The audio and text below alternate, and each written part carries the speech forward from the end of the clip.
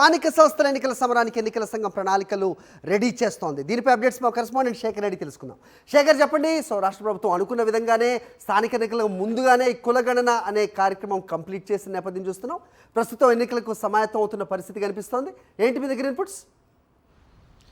సరే, తెలంగాణ రాష్ట్రంలో స్థానిక సంస్థల ఎన్నికలకు సర్వం సిద్ధం చేస్తున్నట్లు తెలుస్తూ ఉంది. ఇటు ప్రభుత్వము అట్లాగే స్టేట్ ఎలక్షన్ కమిషన్ రెండు కూడా కసరత్తు దాదాపుగా పూర్తి చేసిందని చెప్పుకోవాలి. ఇక కులగణనకు సంబంధించినటువంటి విషయంలో కూడా ప్రభుత్వం కొంచెం దూకుడుగానే వెళ్తూ ఉంది. ఇప్పటికే సర్వే దాదాపు 95% పైగా పూర్తి చేసింది.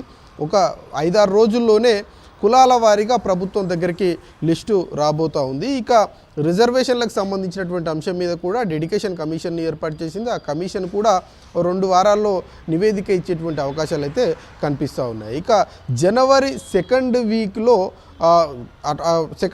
14వ తేదీ లేదంటే ఆ 2-3 రోజుల్లోనే నోటిఫికేషన్ వచ్చేటువంటి అవకాశాలు అయితే కనిపిస్తూ ఉన్నాయి. ఫిబ్రవరి 2వ వారం తర్వాత ఎన్నికలు నిర్వహిస్తారు అన్నటువంటి చర్చ అయితే చాలా బలంగా వినిపిస్తూ ఉంది.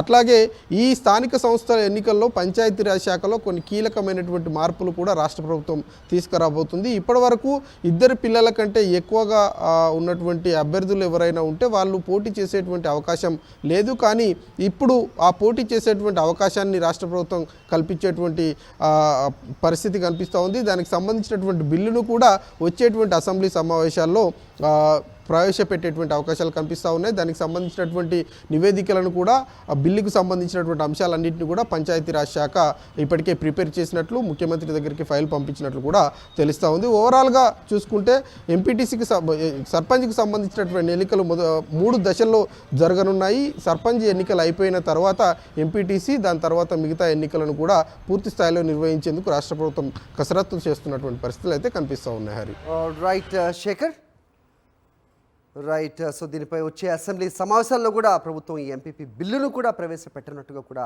మనకు అందుతున్న అప్డేట్. అలాగే 5 ఎంపీటీసీలకు ఒక ఎంపీపీ ఉండే విధంగా ప్రణాళికను రచిస్తున్నట్టుగా కూడా తెలుస్తోంది. ఇక